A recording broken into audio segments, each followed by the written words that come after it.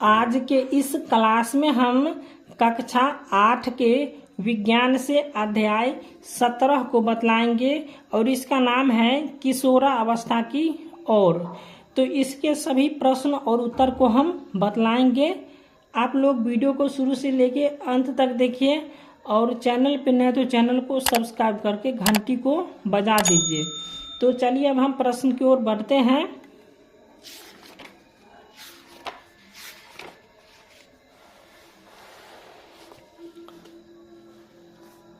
तो यहाँ पे इसका अभ्यास दिया हुआ पहला प्रश्न है, सही विकल्प पर सही का चिन्ह लगाइए। तो यहाँ पे दिख नहीं रहा, ठीक है, यहाँ पे लिखा हुआ है।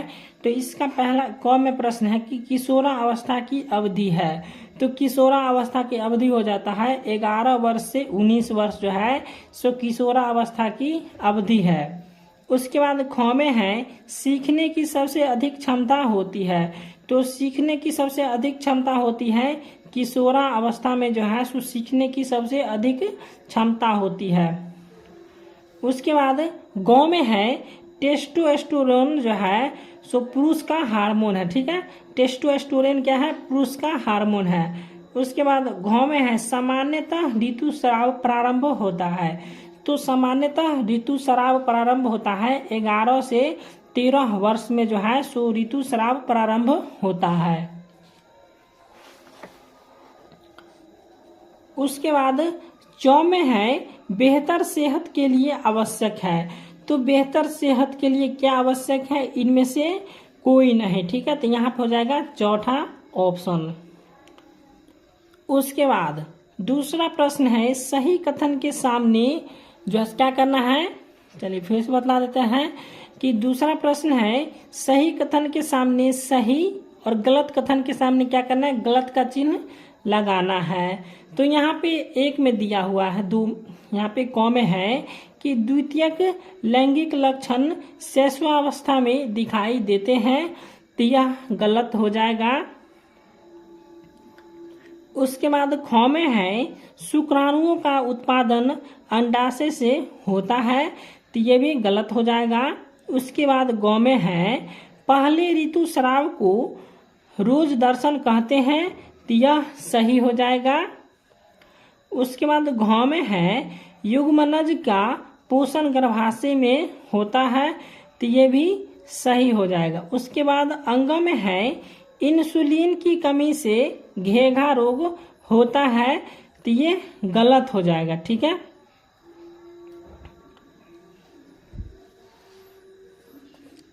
उसके बाद तीसरा प्रश्न है कॉलम ए के शब्दों को कॉलम बी के उचित शब्द से मिलाइए। तो यहाँ पे कॉलम ए में दिया हुआ है और इधर कॉलम बी में दिया, ठीक है। क्या करना है? कॉलम ए का मिलान करना है कॉलम बी से। तो यहाँ पे पहला प्रश्न है शुक्राणु। शुक्राणु क्या हो जाएगा? वृषण हो जाएगा। उसके बाद दो में है अंडाणु। तो अंडाणु हो जाएगा अंडाशय। उसके बाद है हार्मोन। तो हार्मोन हो जाएगा अंतःस्रावी ग्रंथि।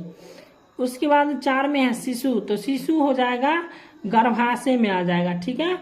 अब क्या चौथा प्रश्न से लेके 10वां प्रश्न तक क्या है? प्रश्न उत्तर है। तो चलिए इसको हम बतला देते हैं कॉपी पे।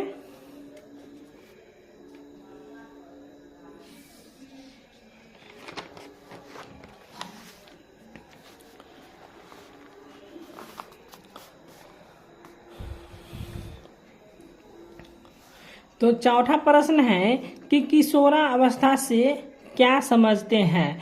तो किशोरावस्था से आप क्या समझते हैं? इसका उत्तर हम लिखेंगे कि 12 से 18 वर्ष तक की अवस्था को हम किशोरावस्था कहते हैं और इस अवस्था में महत्वपूर्ण परिवर्तन होता है और इन परिवर्तनों का परिणाम स्वरूप जनन परिपक्वता आती है और इसी अवस्था में मनुष्य प्रजनन की योग्यता को प्राप्त कर लेता है।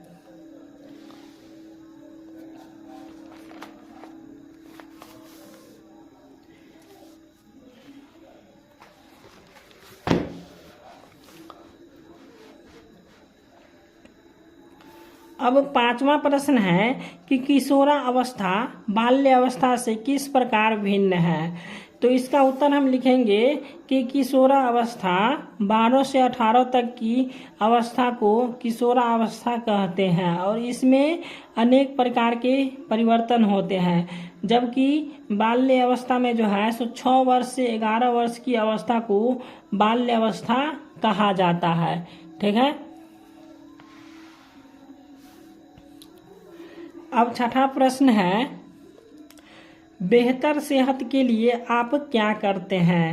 तो बेहतर सेहत के लिए आप क्या करते हैं, इसका उत्तर हम लिखेंगे कि भोजन में कार्बोहाइड्रेट, प्रोटीन, वसा एवं खनिजों का सेवन करना चाहिए और हमें नियमित व्यायाम करना चाहिए और साफ सफाई पर ध्यान देना चाहिए। तो ये हो जाएगा 6 का। ठीक है। तो चलिए अब हम 7वां प्रश्न को देखते हैं। 7वां प्रश्न है, तंबाकू को मीठा जहर क्यों कहा जाता है? तो इसका उत्तर हम लिखेंगे किस प्रकार से, देखिए, क्योंकि जो व्यक्ति इसका सेवन करते हैं उन्हें खाने में क्या लगता है, अच्छा लगता है। ठीक है। और लेकिन यह उनके शरीर के लिए बहुत विनाशकारी होता है। ठीक है, विनाशकारी होता है। यह अनेक शरीर को खोखला बना देता है और इसलिए तंबाकू को मीठा जहर कहा जाता है। ठीक है। आप इसका उत्तर इस प्रकार से लिख लीजिएगा। अब 8वां प्रश्न है कि तंबाकू से होने वाली कैंसर को बीमारी से शरीर का कौन कौन सा अंग प्रभावित होता है? तो तंबाकू से होने वाले कैंसर की बीमारी से शरीर के कौन कौन से अंग प्रभावित होते हैं? तो चलिए इसको हम बतलाते हैं।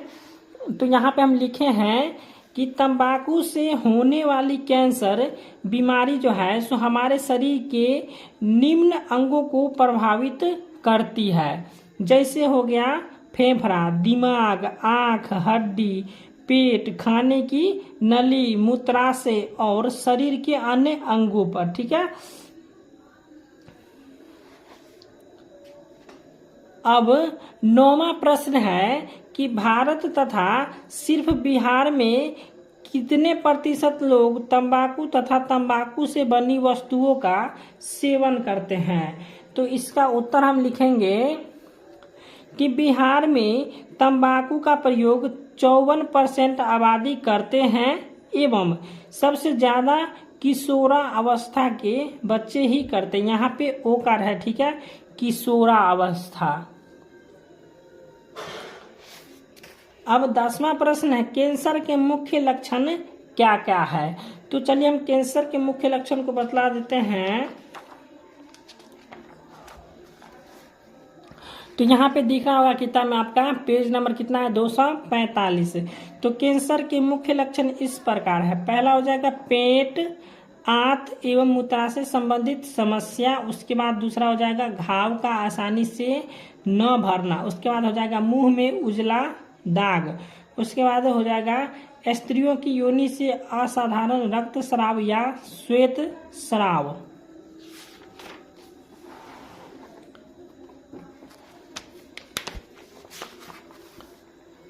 उसके बाद हो जाएगा स्तन में गांठ या शरीर के किसी भी भाग में गांठ या गिल्टी की शिकायत। उसके बाद ठोस तरल पदार्थ निगलने में कठिनाई। उसके बाद हो जाएगा मस्सा या तिल में अकस्मिक परिवर्तन। उसके बाद हो जाएगा आवाज में परिवर्तन होना। उसके बाद हो जाएगा अधिक दिनों तक खांसी रहना।